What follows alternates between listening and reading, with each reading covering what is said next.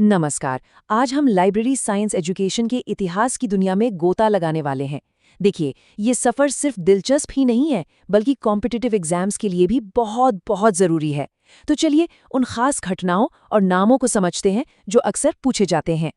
हमारा सफ़र इन 5 पड़ावों से होकर गुजरेगा। हम देखेंगे कि दुनिया में इसकी शुरुआत आखिर हुई कैसे, फिर ये भारत कैसे पहुंचा। हम ये भी जानेंगे कि कौन कौन से इम्पॉर्टेंट कोर्सेज शुरू हुए, हायर एजुकेशन में क्या बड़ी बड़ी अचीवमेंट्स हुईं, और आखिर में ये लाइब्रेरी साइंस से इंफॉर्मेशन साइंस कैसे बन गया। ठीक है, तो शुरू करते हैं। जरा सोचिए, एक ऐसा भी वक्त था जब लाइब्रेरी में काम करने के लिए किसी खास ट्रेनिंग की जरूरत ही नहीं समझी जाती थी। ऐसा माना जाता था कि भाई ये काम तो कोई भी कर सकता है। लेकिन ये सोच बहुत जल्दी बदलने वाली थी। यहाँ पर ना 2 तारीखें ऐसी हैं जो एग्जाम के लिहाज से बहुत बहुत जरूरी हैं। पहली है 1885, जब ब्रिटिश लाइब्रेरी एसोसिएशन ने पहला फॉर्मल ट्रेनिंग शुरू किया, और दूसरी ठीक 2 साल बाद 1887 में, जब मेलविल डेवी ने बनाया स्कूल ऑफ लाइब्रेरी इकोनॉमी। ये इस फील्ड का पहला डेडिकेटेड इंस्टीट्यूट माना जाता है। तो ये दोनों तारीखें और ये नाम इनको जरूर याद रखना है। तो दुनिया में तो शुरुआत हो गई, पर ये ज्ञान की लहर हमारे देश भारत कैसे पहुंची? चलिए देखते हैं कि भारत में इस नए डिसिप्लिन की नींव किसने और कैसे रखी। भारत में इस क्रांति का सारा श्रेय जाता है बड़ौदा के दूरदर्शी शासक सयाजी राव गायकवाड़ तृतीय को। उन्होंने 1910 के आसपास ही ये महसूस कर लिया था कि देश की तरक्की के लिए पढ़े लिखे नागरिक और अच्छी लाइब्रेरीज कितनी जरूरी हैं। उनका ये कदम इंडियन लाइब्रेरी हिस्ट्री में एक मील का पत्थर बन गया। और गायकवाड़ जी ने सिर्फ सोचा ही नहीं, बल्कि उस पर काम भी किया। उन्होंने मेलविल डेवी के ही एक स्टूडेंट W.A. बॉर्डन को 1910 में इंडिया इनवाइट किया। बॉर्डन ने यहाँ आते ही स्किल्ड स्टाफ की ज़रूरत को समझा और 1911 में फौरन एक रिफ्रेशर कोर्स शुरू कर दिया। यहीं से भारत में लाइब्रेरी ट्रेनिंग की प्रैक्टिकल शुरुआत हुई। रिफ्रेशर कोर्स के बाद अगला कदम था एक फॉर्मल डिप्लोमा कोर्स।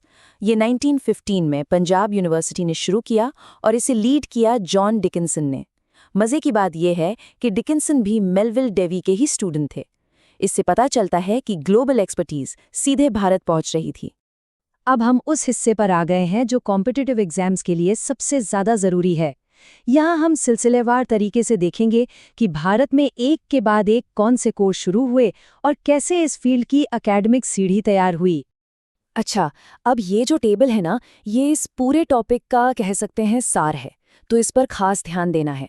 चलिए एक एक करके इसे देखते हैं। शुरुआत हुई 1911 में बड़ौदा के रिफ्रेशर कोर्स से।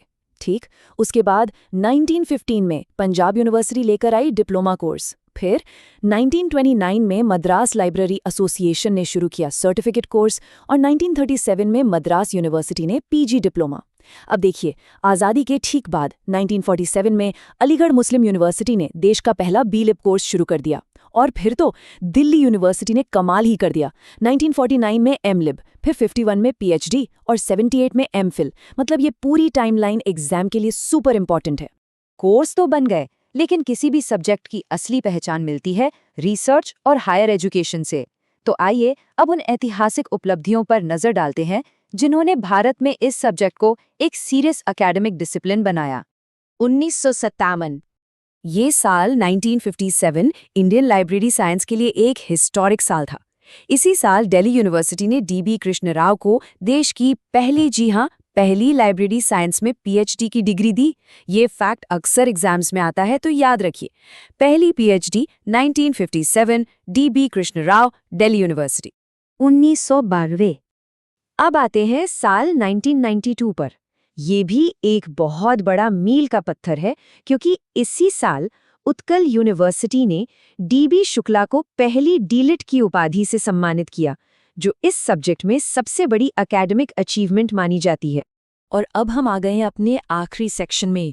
इसमें हम ये देखेंगे कि कैसे टेक्नोलॉजी, खासकर कंप्यूटर्स, ने इस पूरे सब्जेक्ट की पहचान और इसके नाम को हमेशा हमेशा के लिए बदल दिया। ये एक बड़ा लॉजिकल सवाल है, आखिर नाम में ये इंफॉर्मेशन साइंस जोड़ने की क्या जरूरत पड़ गई? इसका जवाब छिपा है टेक्नोलॉजी की क्रांति में। देखिए, 1960 के दशक में जब कंप्यूटर्स आए ना, तो सब कुछ बदल गया। लाइब्रेरीज का काम अब सिर्फ किताबें जमा करने और उन्हें ऑर्गेनाइज करने तक नहीं रहा। अब टेक्नोलॉजी का इस्तेमाल करके इन्फॉर्मेशन को मैनेज करना और उसे फैलाना भी एक बहुत जरूरी हिस्सा बन गया। बस इसी बड़े बदलाव को दिखाने के लिए लाइब्रेरी साइंस के साथ इंफॉर्मेशन साइंस शब्द जोड़ा गया। और इस बदलाव को ऑफिशियली अपनाने वाला पहला इंस्टीट्यूट था अमेरिका का यूनिवर्सिटी ऑफ पिट्सबर्ग, जिसने 1964 में ही अपने डिपार्टमेंट का नाम बदलकर लाइब्रेरी एंड इंफॉर्मेशन साइंस कर दिया। ये भी एक इम्पॉर्टेंट ग्लोबल फैक्ट है। तो इस पूरी हिस्टोरिकल जर्नी का नतीजा क्या निकला? आज की लाइब्रेरी सिर्फ किताबों की अलमारियां नहीं है, वो डायनामिक इंफॉर्मेशन सेंटर्स बन चुकी हैं। वो डिजिटल और वर्चुअल दुनिया को पूरी तरह अपना रही हैं और टेक्नोलॉजी ने उनकी हर सर्विस और उनके काम करने के तरीके को बिल्कुल बदल कर रख दिया है। तो देखा कैसे एक सीधे साधे पेशे ने एक कॉम्प्लेक्स साइंस का रूप ले लिया। ये पूरी जर्नी हमें एक बहुत बड़े सवाल पर लाकर छोड़ देती है। आज के इस डिजिटल जमाने में जब सब कुछ बस एक क्लिक दूर है, तो इन लाइब्रेरीज और इन्फॉर्मेशन प्रोफेशनल्स का फ्यूचर क्या होगा? इनका अगला चैप्टर कैसा दिखेगा? ये एक ऐसा सवाल है जो सच में सोचने पर मजबूर करता है।